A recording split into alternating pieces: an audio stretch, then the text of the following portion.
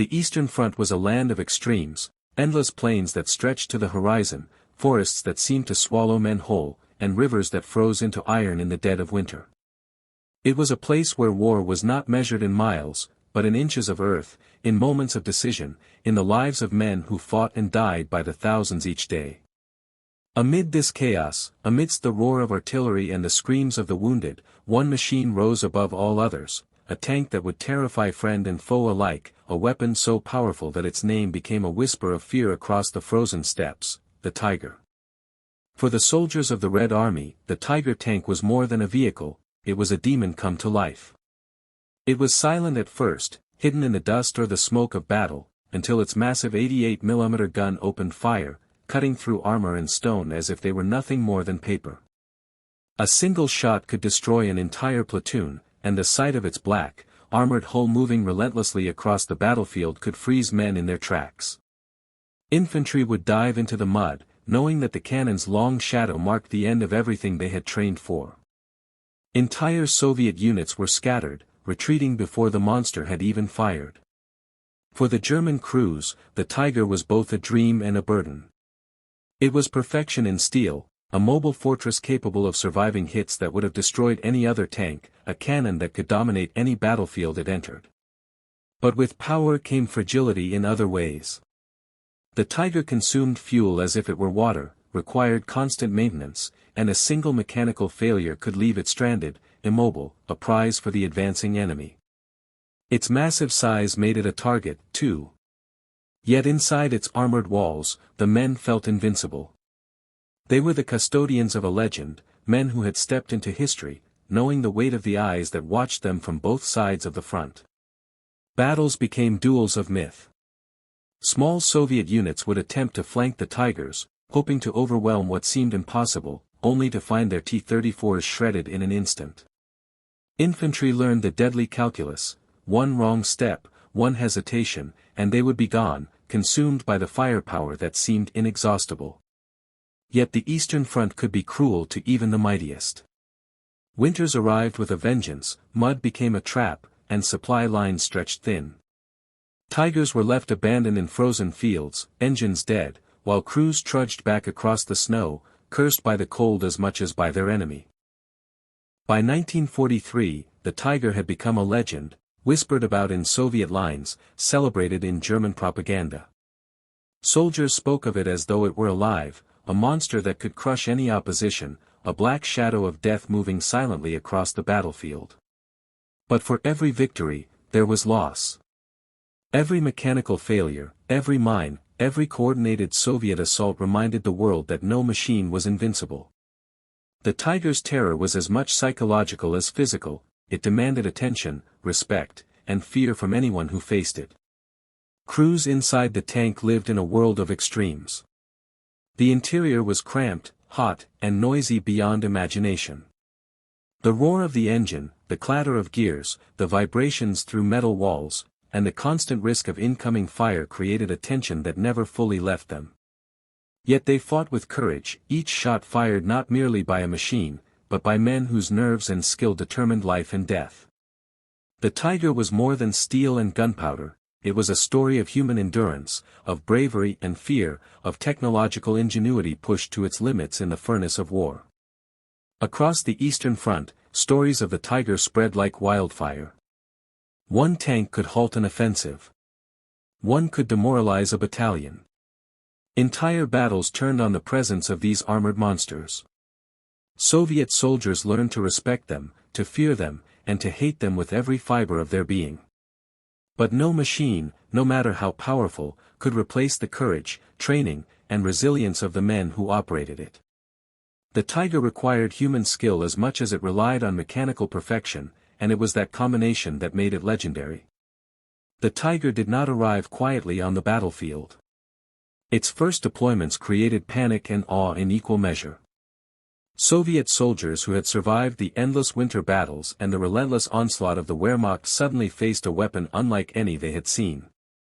The 88mm gun could pierce any T-34 from hundreds of meters away. Its thick armor deflected most Soviet fire with ease. Entire regiments learned the hard way that conventional tactics, bravery, and even numbers could be irrelevant when faced with a single tiger advancing methodically through the snow or mud. But the tiger's dominance was never absolute. Its size and weight made it cumbersome. It could not move swiftly over marshes, over frozen rivers, or across damaged roads. Engineers and drivers worked tirelessly to maintain it, often under enemy fire. Crews became mechanics and logisticians in addition to soldiers, dismantling and repairing tracks in the cold, welding damaged armor plates, and improvising solutions to problems that would have ended lesser vehicles. Each tiger that remained operational was a small miracle of ingenuity and discipline. The psychological impact of the tiger was as significant as its physical destruction. Soldiers spoke of it in hushed tones, even in camps far from the front. Entire units would retreat when they spotted its black hull looming on a hilltop. Commanders factored it into every plan, fearing its unpredictable presence. For the men inside, it was both a blessing and a curse. They carried the knowledge that they were feared, a terrifying responsibility that weighed on their minds as heavily as their gear and ammunition. Fear was both a weapon and a constant companion. Famed battles illustrated both the power and vulnerability of the tiger. In Kursk, the largest tank battle in history, the Tigers played a decisive role. Their long-range guns destroyed Soviet armor before it could engage. But the battle also highlighted the limitations of the machine. Mud, mines, and mechanical failures claimed more Tigers than enemy shells did. Crews learned to respect the harsh Russian terrain almost as much as they respected the enemy. Victory often depended as much on skillful navigation, fuel management, and maintenance as on firepower. Inside each tiger, men experienced a strange duality, invincibility and fragility intertwined. The interior was hot and stifling, the vibrations of the engine constant. Visibility was limited, forcing crews to rely on intuition and teamwork. One mistake could cost lives instantly. They lived in a space smaller than most living rooms but faced dangers no ordinary room could hold, shells exploding around them, buildings collapsing, enemy fire finding the smallest weak point. Yet within that metal shell, a few men could hold the line against overwhelming odds. Soviet infantry developed strategies to counter the terror. They learned to lure tigers into ambushes, to set traps using mines, to exploit terrain, to attack in numbers. Snipers and engineers coordinated, using patience and cunning rather than brute force. The tiger, for all its power, was not invulnerable. It required support, coordination, and supply. Without these, even the most fearsome machine could be isolated and destroyed. Despite the dangers, the tiger became a symbol of German engineering prowess. Crews took pride in their machine, naming it, personalizing it, treating it almost as a living comrade. They knew its power could turn the tide of a skirmish or even a larger engagement, but they also understood the fragility beneath the legend. Mechanical failures, poor weather, and enemy ingenuity reminded them constantly that no technology could replace human skill, courage, and decision-making. The stories from the Eastern Front spread quickly among soldiers. Entire Soviet regiments learned to fear the long shadow of the tiger's gun barrel. Tales of single tanks halting offensives, destroying dozens of enemy vehicles, and forcing retreats became part of the folklore. Yet behind every legend were men, young German soldiers frozen in snow, terrified, exhilarated, and determined. The tiger was powerful, but it was their hands, minds, and courage that made it a weapon of such devastation. By late 1943, the tiger had secured its place in history. Its presence influenced tactics, morale, and planning on both sides of the front. For the Germans, it was a tool of power, a psychological weapon, and a technical marvel. For the Soviets, it was a terrifying adversary that required ingenuity, patience, and courage to overcome. And for the men inside, it was a crucible, a vessel in which fear and bravery were inseparable, where each battle tested not just the machine, but the humanity of those who operated it. The tiger was more than a tank. It was a story of human ambition, of technological triumph, of fear, and of survival. Across the steppes, through villages burned to ash, through snow and mud, it carried men into history. They survived battles that seemed impossible, inflicted damage that inspired dread, and left a legacy that would echo long after the guns fell silent. The winter of 1943 to 1944 was brutal, even for the Tigers. The once feared machines now faced not only the relentless Soviet counteroffensives but also the merciless Russian elements. Snow and ice immobilized tracks, engines failed in the bitter cold, and fuel shortages left some Tigers abandoned, rusting in fields that had already claimed countless men. The fear they once inspired was now tempered by the stark realities of war. Power was meaningless without support, and even a legend could falter under the weight of circumstance. Crews who had survived multiple battles were exhausted. Men who once felt invincible inside their armored fortresses now battled frostbite, hunger, and the ever-present threat of ambush. Each engagement was a delicate balance of courage, skill, and luck. A single misjudgment could send a Tiger into a minefield, a swamp, or the sights of waiting Soviet anti-tank guns. The roar of the 88mm gun still demanded respect, but it could not shield the men from the grinding attrition that defined the Eastern Front. Despite these hardships, the Tigers continued to fight. In Kursk, at the Donets, and in the forests of Ukraine, they were still capable of halting Soviet advances, turning tides, and striking terror into those who faced them. Smaller units coordinated meticulously, using the environment to their advantage. Each shot fired was calculated, each maneuver deliberate.